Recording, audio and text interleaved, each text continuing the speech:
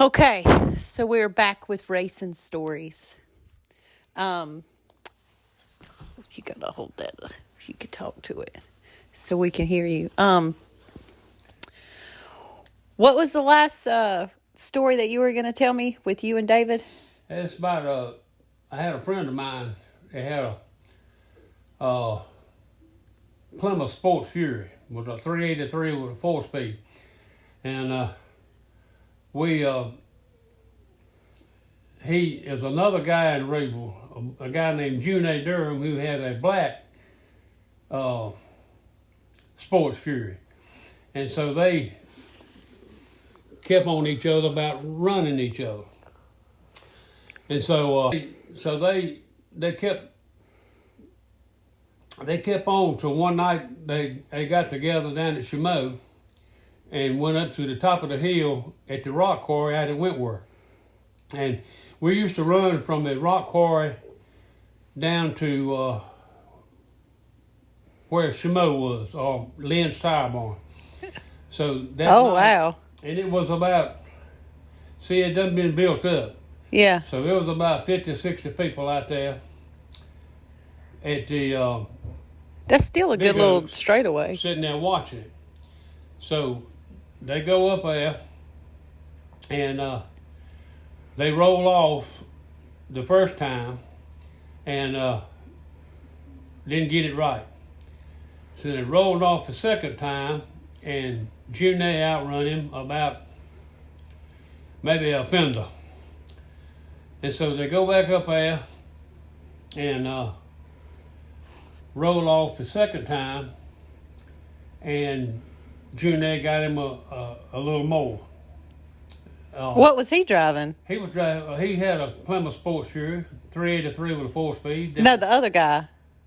David was driving a Sports Fury. Oh, they both had the same car. They were competing. Yeah. David was driving and June was driving his, and it done been built up until everybody that liked racing was out there watching it on the hill at the oak tree.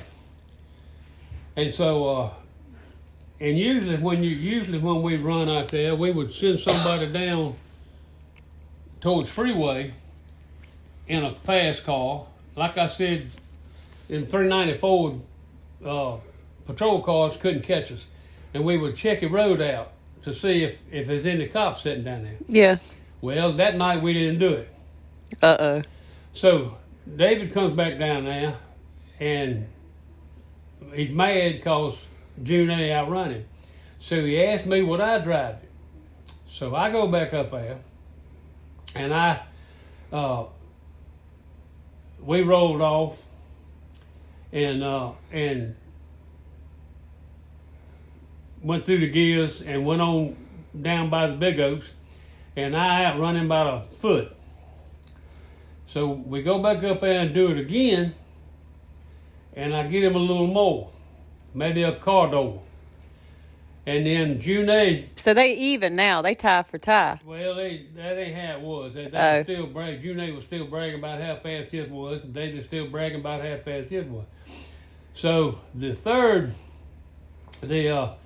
so June wanted to do it one more time. And so I go back up out there and we roll off, and I was about a car length in front of him coming by the oak tree and heading towards Chameau. Like Lynn's Tire Barn, it was about a mile and a half. And when I come by the oak tree, there was 2 state trooper cars sitting there with the lights on. Uh-oh. And so I just kept going. And I come on down through Reeville and went down Barn Street, went back down Candy Creek Road, and then come back down Sandy Cross. Yeah. And to pick up David. And he wanted to know why I didn't stop and pick him up. I said, why would I want to stop with 2 state troopers sitting out there? They could see I was the one racing. But David and him never did get along. Did the state troopers see you again after that? Huh? You didn't see them state troopers again after that, did you? No, I didn't. I went back and got David. He was standing out there, and that's when he asked me why I didn't stop and pick him up. I was living down on off of 87 on 150, and David come down there with the Sports Fury. They had a girl with him and wanted to borrow my house. At the time, I was single, and I was dating a girl in Burlington. So I told him, I said, I can ride down to Burlington and spend the night down there. So I go out there and get in his car, and he just had filled it up with gas. I get in his car and go up to Francis McKinney's store, and I pulled in, went in, bought me a six-pack, and was going to go to Burlington. Well, there's a boy named Jerry Pascal. He had a 55 blue Chevrolet, had just put a 348 engine in it, had aluminum flywheel and all that stuff, and they just had got it done and wanted somebody to run it. So I go out there, and we go down there and run from 150 to the end, I think the end of Summers Road. It's about a mile and a half. So I outrun him the first time, and they went and tuned on it again, and I run him again, outrun him. Then I run it 3 or 4 times, and they was trying to get the car running right. It wasn't running right. So anyway, a boy named Joe McKinney had a 442 Oldsmobile. He pulled up and wanted to know if I'd run him, and I said, yeah.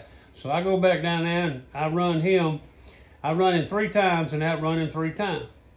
So then I go on to Burlington, spend the night, and come back the next morning and get in my car to go to work. And David got in the Sports Fury to go to work, and he run out of gas about halfway to Regal. Was he mad? Burn all the gas out. I didn't pay no attention to it. I just I was just having a good time. Did y'all do racing fuel back then? No. Was that even around, or? No, the 56, I done some racing fuel in it, but it really didn't need it because you could buy, Sunoco gas had some 97 octane gas you could buy. So you didn't really, they ain't got that much now, but back then was gas, not corn in it. So I was fixing to say. You could buy a high octane gas. Yeah. Roger Earls, he give me some. We used to mix it. We put a gallon of it in a tank. You can mix gas like that? I didn't know any of this. It ain't nothing. It wasn't nothing but they done it like racing it at 311 and places like that. Yeah. But the 56 was running good without it, so I didn't have to use it.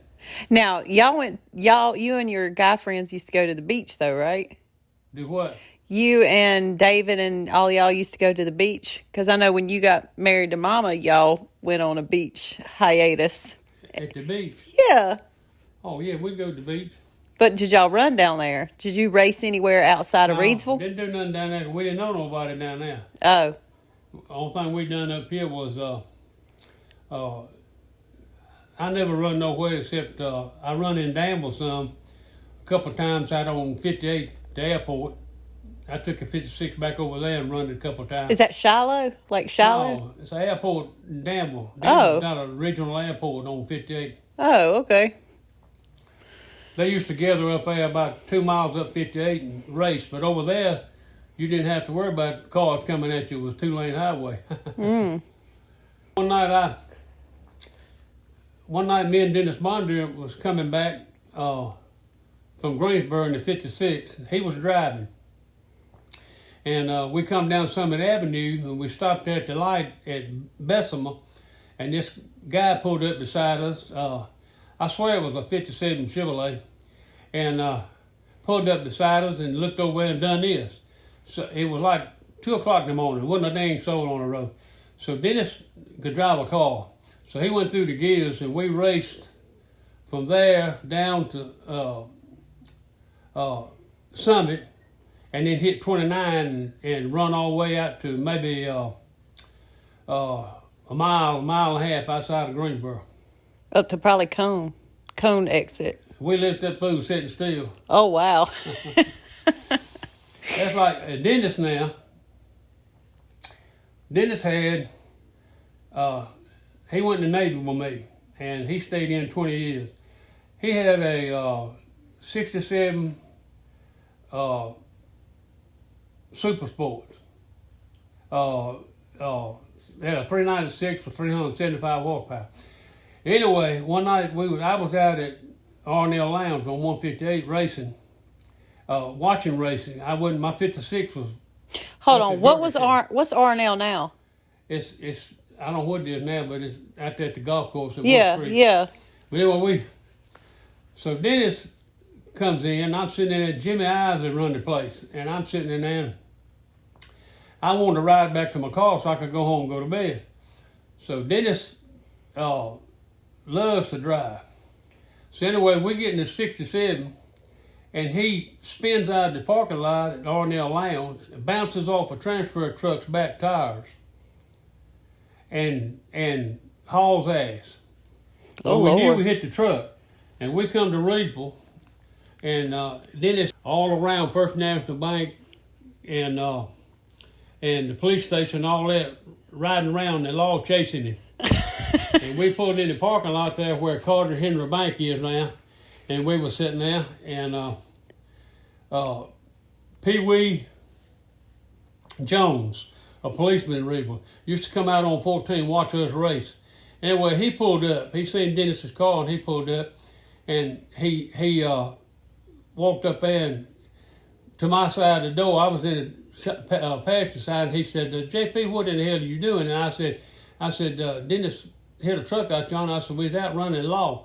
And he said, looked at me, and he said, "You get over there and drive this damn thing and take that damn boy home." And he let me go home with him, and Dennis, they never did catch Dennis. Thank God for that. That's the second time that happened. Oh, wow.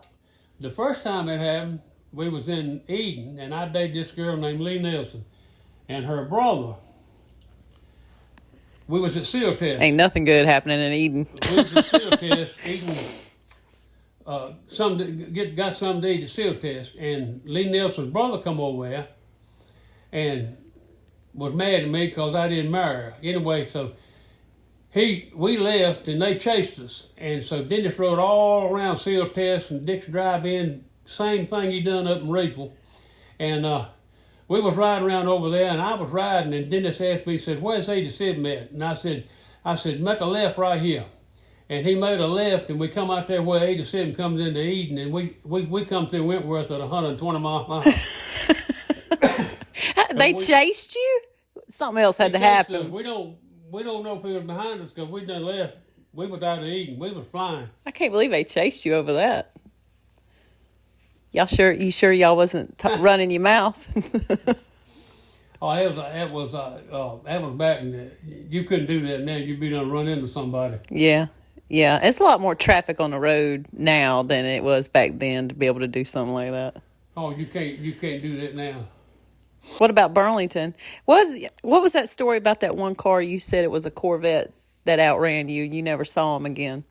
Oh no, I thought it was Burlington. The Cobra Jet. Oh. No, we didn't. The first car I ever seen race, I guess it's when I got to fever, was I said something about they called him Bigfoot. He had a 55 Buick, and they had 355 engines in them, and he raced out on 14 where we raced, and that's the first race I ever seen. Oh, wow. Was it a lot of people out there? Oh, maybe 15 or 20 people. You didn't. That's a good crowd. Usually they're not like what David done. Usually they just like you just riding around and Yeah. and you see somebody, and you just like they want to run you. That's what it was back then, Did y'all ever go to actual tracks, or was it always back roads? Oh, just always like on 87.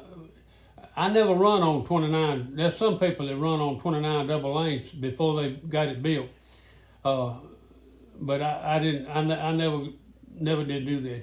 I mean, you told me about that. Now you also had I tell you about him at Piedmont Drag Strip. No. I thought I told you about him at Piedmont Drag Strip, and the doctor outrun him in a Mustang. No, you told me about the time y'all met him at not at Piedmont. He was over here he was out on 87.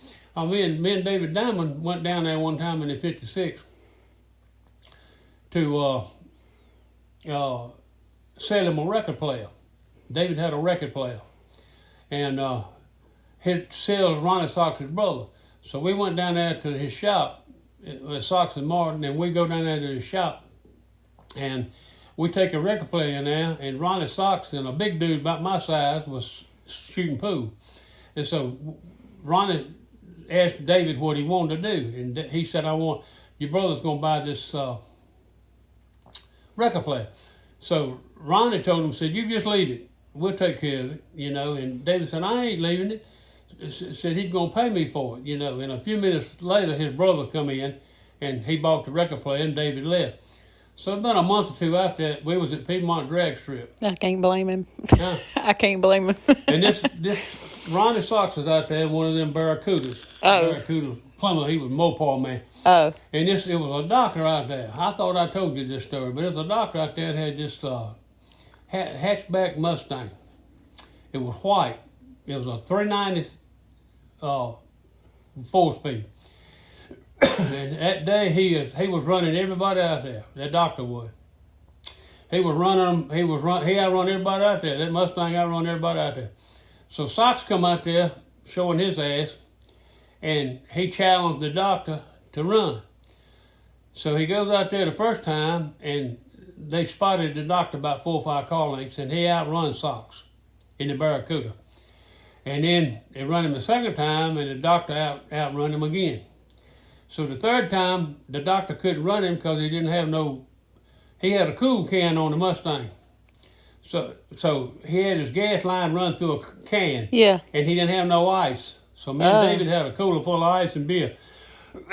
So we give him the ice. He packed that thing up, goes out there on the drag strip, and they line up again. And Sox is sitting out there mad as hell because he done got outrun 2 times by a Mustang. And he goes out there and revs that Barracuda up and is holding on the brakes, and that thing raised up, and the drive shaft fell out of that son of a bitch, and parts went everywhere. And me and David was standing over at the fence, and we was laughing like hell. He was over there calling us every kind of son of a bitch it was, and the doctor didn't get to run him. But he pretty much beat him. Huh? But he beat him. No, the doctor beat. Right, that's what I'm saying. The doctor beat him. He beat Ronnie Sox 2 out. He'd have beat him the third time, but that damn Mustang will fly. It's the only Mustang I ever seen that flat ass run. That damn Mustang would run. I don't know what it was, but it would run. I was fixing to say, you're not a Mustang man. But now, so back in that time, though, y'all used to go to drive-ins. You'd go sit there and drive into a movie. That Eden had a drive-in. I think that's the Riesels never had a drive-in. And what was the story with you and Johnny? Didn't you and Johnny ever go race any, or y'all just hung out some? Oh, we wasn't racing. Johnny was out there with Pam. And the story about how y'all got in some big fight at a drive-in? Oh, I was out there with my first wife in the 56 at the drive-in out at Whitworth. And I'm sitting there watching the movie, and this guy comes running up and said, JP said, your sister down yonder, some guys are jumping on her boyfriend. So I get out of the car, and I go over there, and Larry Vaughn had dated Pam some, and he was out there going to fight Johnny. So I come up there with 4 of them, go jump on him, and I said, no, just you and Larry fight. So I'm standing there, and Johnny and Larry start fighting, and Larry is getting his ass beat, and he pulls out a pipe and hits Johnny in the head. So we go to the hospital. Oh God! And then we had to stop Mr. Summers from jumping on Larry. I was fixing to say.